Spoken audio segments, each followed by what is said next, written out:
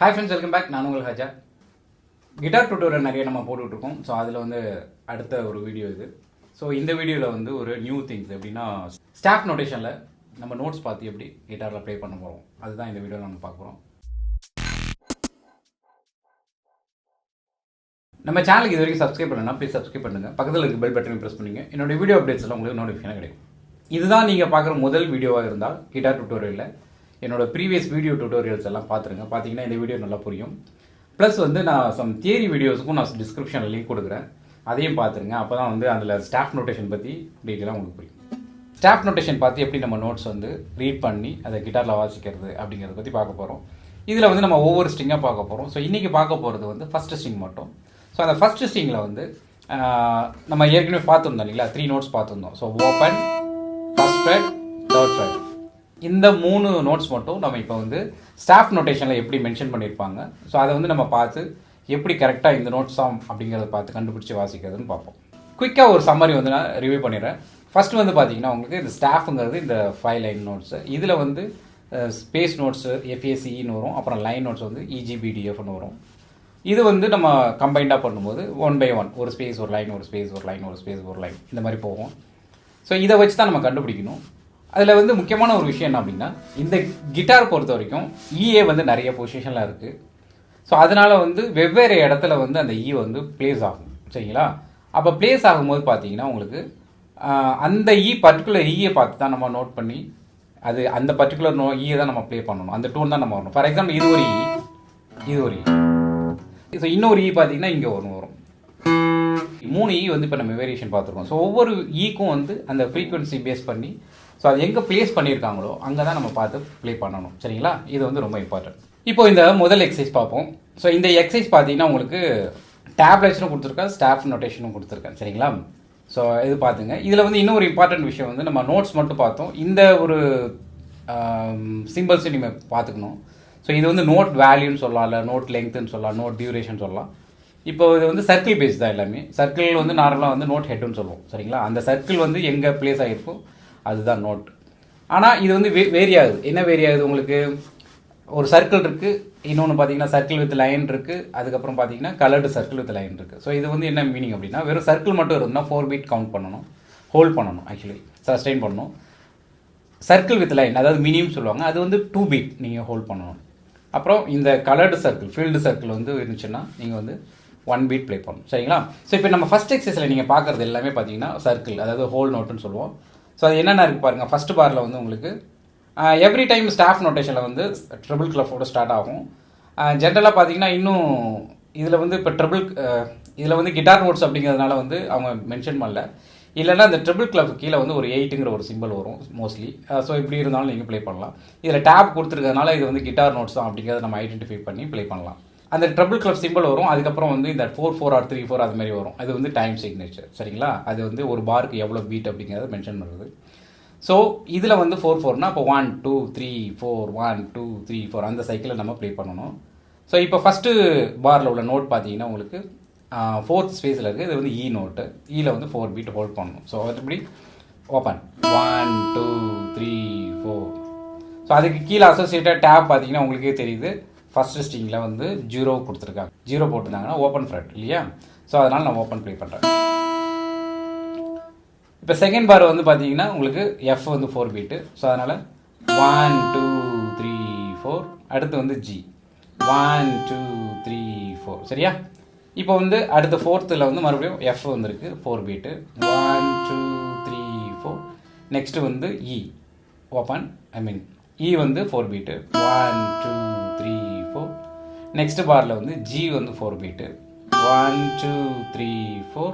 Next again இ வந்து 4 beat. சரிங்களா? புரிஞ்சுதுங்களா? இப்போ இதை வந்து நான் கம்ப்ளீட்டாக வாசிச்சு காட்டுறேன். ரெடி? ஸோ ஃபஸ்ட்டு வந்து கவுண்டிங்கோட பண்ணுறேன், நெக்ஸ்ட் வந்து கவுண்டிங் எல்லாமே பண்ணுறேன். சரிங்களா? ரெடி? ஸோ 1 2 3 4. 1 2 3 4. 1 2 3 4. 1 2 3 4. 1 2 3 4. 1 2 3 4. 1 2 3 4. ஸோ இப்போ வந்து இதை வந்து கவுண்டிங் எல்லாமே நம்ம ட்ரை பண்ணுறேன். ரெடி?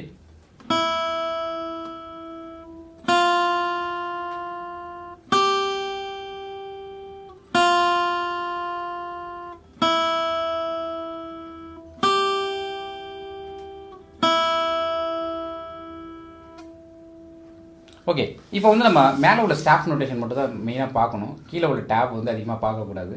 ஸோ அது வந்து இப்போதைக்கு ஒரு கைடன்ஸ் மட்டும் தான். ஓகேங்களா, தேவைப்படும் போது நீங்கள் பார்த்துக்கலாம். ஸோ அதே பார்த்து பழக்கப்பட்டிங்கன்னா ஃப்யூச்சரில் கஷ்டமாக இருக்கும். பின்னாடி வந்து டேப் வராது, ஸ்டாஃப் நோட்டேஷன் மட்டும் சம்டைம்ஸ் வரும் சில சாங்ஸில். ஸோ அப்போ வந்து நீங்கள் கஷ்டப்படுவீங்க. அதனால் முடிஞ்ச அளவுக்கு ஸ்டாஃப் நோட்டேஷன் பார்த்து கற்றுங்க. ஸோ செகண்ட் எக்ஸசைஸ் பார்த்தீங்கன்னா உங்களுக்கு எல்லாமே பார்த்தீங்கன்னா உங்களுக்கு இந்த மினிம், அதாவது ஹாஃப் நோட்டுன்னு சொல்லுவாங்க, that is 2 beats. So first பாரில் பார்த்தீங்கன்னா உங்களுக்கு அந்த 4/4 ஏற்கனவே நான் சொன்ன மாதிரி ஃபில் பண்ணுறதுக்கு 2 நோட்டு வந்து ஒரு பாருக்கு வந்துருக்கு. அப்போ தான் 4 பீட் உங்களுக்கு வரும். ஸோ ஃபஸ்ட் பாரில் வந்து E2 பீட் F2 பீட் 1 2 3 4. அப்புறம் செகண்ட் பாரில் வந்து E2 beat G2 beat. So 1 2 3 4.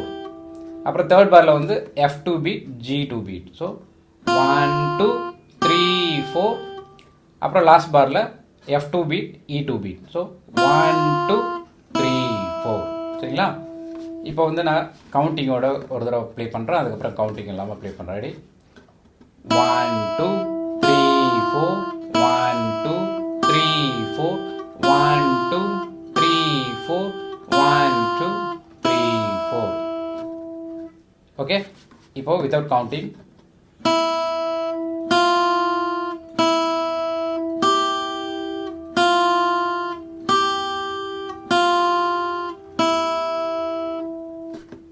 So next exercise பார்த்தீங்கன்னா இதில் வந்து கொஞ்சம் மிக்சராக இருக்குது. அதாவது 1 பீட்டும் இருக்குது, 2 பீட்டும் மிக்ஸ் ஆகி வந்திருக்கு, 4 பீட்டும் மிக்ஸ் ஆகி வந்திருக்கு. சரிங்களா, இப்போ இதை நம்ம எப்படி பார்க்கலாம் அப்படின்னா ஃபஸ்ட் பாரில் வந்து எல்லாமே வந்து உங்களுக்கு ஃபில்டு சர்க்கிளாக இருக்குது, that is 1 beat each. So என்னென்ன நோட் இருக்குது உங்களுக்கு பார்த்தீங்கன்னா EEFF அதான் இருக்கு இல்லைங்களா. ஸோ அதை எப்படி நம்ம ப்ளே பண்ணோம்னா 1 2 3 4. சரிங்களா, ரெடி? அகைன் 1 2 3 4. செகண்ட் பாரில் G1 beat F1 beat E2 beat. சரிங்களா, அப்போ என்ன பண்ணும் 1 2 3 4. சரியா, தேர்ட் பாரில் வந்து EFG. So E1 beat F1 beat G2 beat. சரிங்களா, ஸோ 1 2 3 4. ஸோ நெக்ஸ்ட் பாரில் பார்த்தீங்கன்னா GFEF. ஸோ வந்து 1 பீட் இருக்குது. சரிங்களா, ஸோ 1 2 3 4. லாஸ்ட் நோட் வந்து E4 பீட் 1 2 3 4. ஸோ இப்போ இதை வந்து ஃபர்ஸ்ட் கவுண்டிங்கோட ப்ளே பண்ணுறேன்.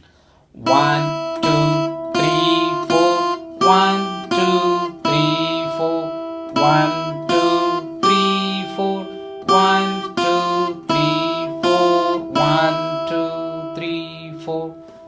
ஸோ இப்போ கவுண்டிங் இல்லாமல் ப்ளே பண்ணுறேன்.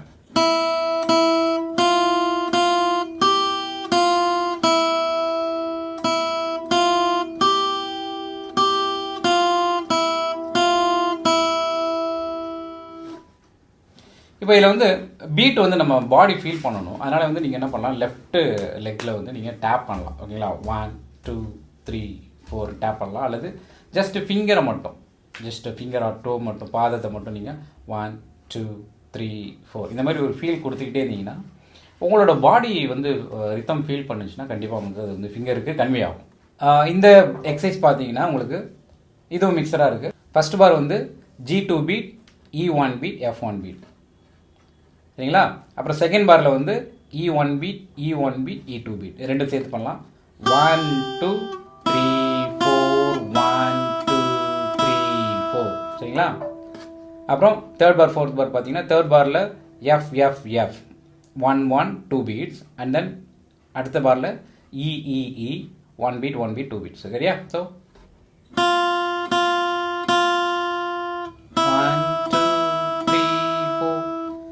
அப்புறம் லாஸ்ட் பார் பார்த்தீங்கன்னா GFEF, நெக்ஸ்ட் பார் வந்து GEG.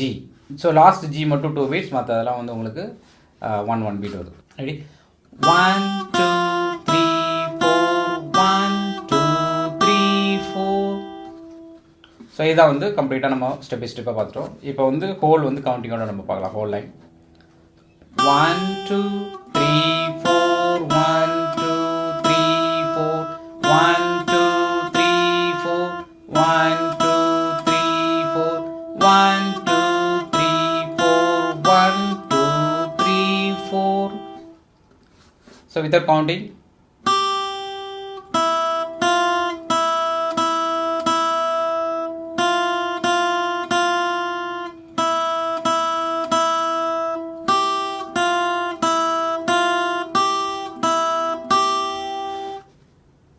அவ்வளோதான்.